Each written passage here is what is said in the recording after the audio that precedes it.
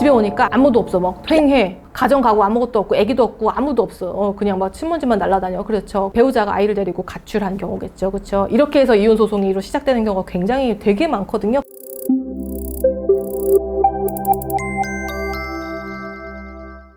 안녕하세요. 이혼 전문 박은주 변호사입니다. 오늘은 항상 힘든 양육권 분쟁에 있어서 이혼으로 비화되면서 이제 다투고 막 이러는 과정에서 어린 자녀들이 있는 경우에 서로 이제 아이를 키우고 싶잖아요. 눈치를 보면서 이제 눈치 게임이 시작되는 거거든요. 이혼 소송에서 실질적으로 사전 처분으로 임시 양육자가 지정될 때까지 그 쫓기는 그 숨막히는 그런 추격전이 정말 많이 일어나거든요. 여기서 문제되는 게 요즘에 뭐냐면은요, 미성년자 약취유인죄가 요즘에 굉장히 많이 크게 문제가 되고 있습니다. 내 자식이라도 내가 미성년자 약취유인죄 범죄자가 될 수 있다는 거예요. 미성년자 약취유인이 뭐냐면은 약취 또는 유인인데요. 유인은 이렇게 꼬시는 거죠. 사탕 사줄게 애기야 그러는 거죠. 부모 자식 간의 유인보다는 이제 미성년자 약취죄가 많이 적용이 되는지 마는지 문제가 될 수 있는 거예요. 그렇죠? 그래서 판례에 따르면은 이제 약취가 도대체 뭐냐? 폭행이나 협박 혹은 불법적인 사실적인 힘 수단으로, 그러니까 뭐냐면은 폭행 협박 막 때리고 너 죽여 어쩌고저쩌고 하진 않겠지만 확 이렇게 데려가는 거 있잖아요. 물리적인 힘이 있잖아요. 그래서 사실상의 어떤 물리적인 힘을 수단으로 이용해서 하나가 이제 조건이 있어야 돼. 피해자의 의사에 반하여. 피해자의 의사는 피해자는 아기를 얘기하는 거죠. 자녀, 그렇죠? 자녀의 의사에 반해서 자유로운 생활 관계에 잘 살고 있단 말이에요. 이렇게 평온하게 살고 있어. 또는 보호 관계로부터 이탈시켜서 본인이나 아니면 제3자의 지배하에 두는 행위를 이제 약취라고 합니다. 간단히 얘기를 하면은요. 미성년자를 그래서 자기도 보호 감독할 수 있는, 자기가 이제 친권자이자, 그렇죠? 부모라고 할 수 있는 미성년자를 보호 감독하는 위치에 있는 사람이라고 하더라도 다른 보호 감독자가 있을 거 아니에요. 나 말고 배우자가 있을 수 있겠죠. 다른 보호 감독자의 보호 양육권을 침해하거나 자신의 보호 양육권, 자기의 권리잖아요. 자기가 보호하거나 양육할 수 있는 그 권리를 남용해서 미성년자 본인의 이익을 침해할 때 이제 이거를 미성년자 약취에 해당한다고 볼 수 있는데요. 처벌의 수위가 굉장히 세요. 세다는 건 여러분 어떤 거냐면, 형사처벌의 범죄가 세요라고 하는 거는 기본적으로 법정형에 벌금이 없어. 징역 1년 또는 벌금 1,000만 원 이상 이하 이렇게 많이 나눠져 있기도 하는데, 이거는 벌금형이 빠져 있어요. 그렇다고 하면 이걸 되게 중범죄로 보는 겁니다, 사실은. 근데 이러겠죠. 사실은 제3자가 아이를 이렇게 납치하는 거랑 그 다음에 부모가 어떤 권리권을 남용해가지고 납치하는 거랑은 약간 다르게 볼 수 있지만, 기본적으로는 이제 부모도 해당될 수 있다는 거고, 이 양상이요 되게 여러 가지가 일어나는데, 이게 이제 제일 이제 그런 거예요. 한 집에서 잘 평온하게 살다가 싸웠어. 그래가지고 부부가 싸워가지고 이혼을 하기로 이혼해 이러고 있었어. 나는 별 생각 없이 있었는데 집에 오니까 아무도 없어. 막 휑해. 가정 가구 아무것도 없고 애기도 없고 아무도 없어. 그냥 막 신문지만 날아다녀. 그렇죠. 배우자가 아이를 데리고 가출한 경우겠죠. 그렇죠. 이렇게 해서 이혼 소송으로 시작되는 경우가 굉장히 되게 많거든요. 이런 경우에 이제 당하신 분들이 나 미성년자 약취유인으로 고소하고 싶어요 라고 하시는 분들이 굉장히 많단 말이에요. 너무 분하잖아요.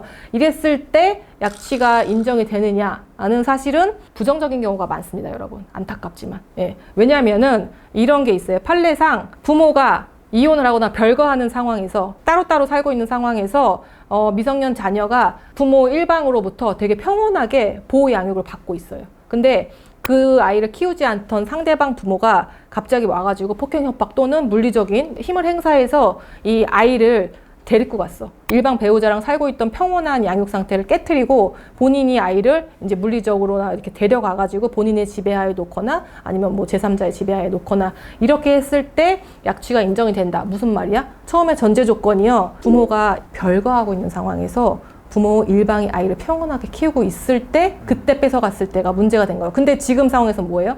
별거하고 있는 게 아니고 지금 한 집에서 같이 살고 있다가 본인이 아이를 데리고 나간 거잖아요. 그러니까 그렇게 따지면 판례상의 어떤 약취죄에 해당된다고 보기 좀 어려울 수 있겠죠. 그래서 억울해. 애기 엄마가 애기를 데리고 가가지고 몇 개월 동안 연락이 두절됐어. 어떻게 수소문해서 찾았어. 어디 산속에 절에 있는 거야. 보자마자 애기를 데리고 왔어. 그거는 약취유인에 해당될 수도 있겠죠. 오히려, 그쵸? 오히려 그런 별거 상태를 배우자가 만들었어도 어찌됐든 간에 두 사람이 별거한 상태에서 몇 개월 이상 평온하게 가출한 배우자가 오히려 아이를 평온한 상태로 이제 데리고 있는 상태를 내가 깨트린 거니까 오히려 내가 그때는 약취유인의 주범이 될 수 있다. 라고 볼 수도 있거든요. 그러니까 되게 억울하겠죠, 사실은. 네. 그래서 무작정 뭐 애기 엄마가 애기 아빠가 애기를 데리고 나갔어요라고 했을 때 그럼 약취윤으로 고소됩니다라고 하는 변호사들이 있는데 그거는 아닐 가능성이 높다라고 말씀을 드리는 거고, 우리가 항상 이제 사전 처분이라는 게 굉장히 중요하지만 또 힘든 게 어떤 거냐면은 이혼 소송이 기니까 이혼 소송 중에 이제 임시적으로 결정해야 되는 많은 것들이 있는데 그 중에 하나가 아이, 미성년 자녀가 있을 때는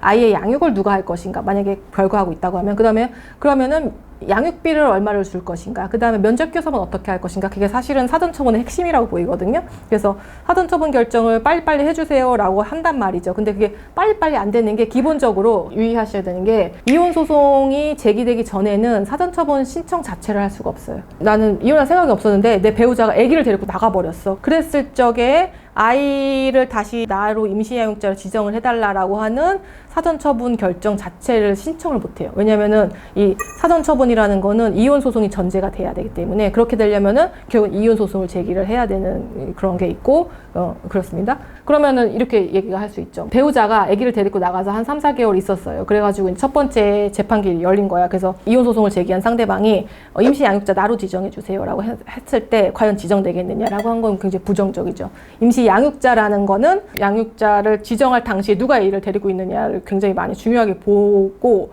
그렇기 때문에 맨날 이제 변호사들이 하는 말이 아이 양육권 원하시면 데리고 나오셔야 돼요. 그래서 임시양육자 지정돼야 돼요. 그러면 최종양육자 지정되기 엄청 유리합니다. 이렇게 하니까 사람들이 무리해서 막 아기를 데리고 막 나오고, 그러면 그걸 놀래가지고 깜짝 놀라서 경찰에 신고를 하고, 아기 있는 유치원에 가서 탈취행위가 일어나고, 용역 데리고 가가지고 유치원 하원하는데, 하교하는데 해가지고 애를 뺏기는 쟁탈전들이 정말 실제 너무 많이 발생을 하고, 그만큼 이제 자기가 이제 소승이 지키고 싶은 양육권이겠죠. 그래서 그런 과정에서 약취 유인이 문제가 될 수 있는데, 그래서 실질적으로 이혼 소송이 진행이 되면서 사전처분으로 임시양육자가 누군가로 지정이 됐어. 뭐 예를 들어서 아빠로 지정이 됐어, 임시양육자가. 그러면 엄마한테는 뭐가 주어져요? 면접교섭이 주어지겠죠. 그러면은 엄마는 면접교섭의 기회를 잘 존중을 해서 데려다 주고 데려오고 하고 잘 놀아야 되는데, 엄마가 이제 보니까 안 되겠어. 그래가지고 아기를 데리고 왔다가 면접교섭 한 다음에 보내지 않았어. 이거 미성년자 약취가 될까요, 안 될까요? 임시양육자니까 안 되지 않나? 뭐 최종양육자도 아니고 생각할 수 있지만, 사전처분이 있고 나면은요 임시양육자 지위를 되게 강하게 인정을 해줘요. 그래서 임시양육자로 지정되지 않은 자가 아이를 임시양육자한테 보내지 않으면은 약취가 해당된다 라고 보시면 돼요. 그러면 당연히 이혼 이후에 최종양육자가 선정이 된 이후에도 면접교섭을 하면서 아이를 돌려보내지 않은 경우에 당연히 그건 너무나 약취에 해당이 되겠죠. 이제 두 가지의 문제가 있습니다, 여기서. 이게 약취에 해당이 되려고 하면은 피해자의 의사에 반해야 되고, 그 다음에 다른 보호감독자의 보호 양육권을 침해했어야 된다. 이게 두 가지의 요건이 있는데, 엄마가 애를 데리고 나갔어. 애를 데리고 나가가지고 몇 개월 있었어요. 근데 차단했어. 애기야 가자. 그랬는데 나 아빠 따라갈래 이런 거예요. 나 엄마 따라갈래 이렇게 한 거예요. 그래서 걔를 데리고 왔어.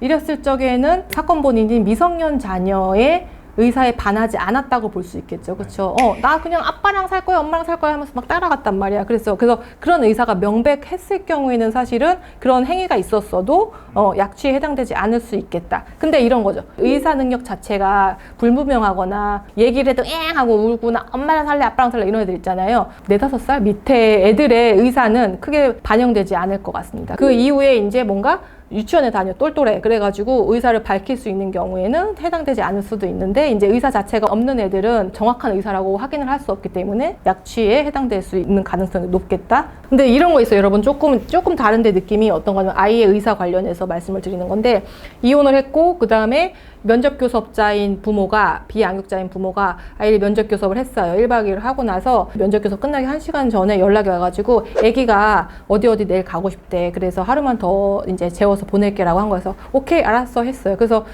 다음날 보낼 줄 알았더니 안 보낸 거야. 다음날 계속 안 보내. 왜 안 보내? 그랬더니 아기가 가기 싫대 이렇게 한 거거든요. 근데 아기가 그때 만 5살이었어요. 그랬을 경우에 이제 그 양육자가 전 배우자를 상대로 해가지고 미성년자 약취죄로 고소를 했거든요. 그거는 그러면은 아이의 의사에 반한 게 아니니까, 아이가 그렇다고 하니까 고소 당한 쪽에서는 나 억울하다, 아기가 안 가겠다는 거 어떻게 하냐, 근데 이게 무슨 약취냐라고 할 수 있잖아요. 그거는 약취로 인정이 됐어요. 내가 아이를 데리고 있는 상태를 그걸 기화로 해가지고 아이를 보내지 않은 거잖아요. 그럴 때에는 아이의 의사는 사실 크게 고려되지 않을 수 있다.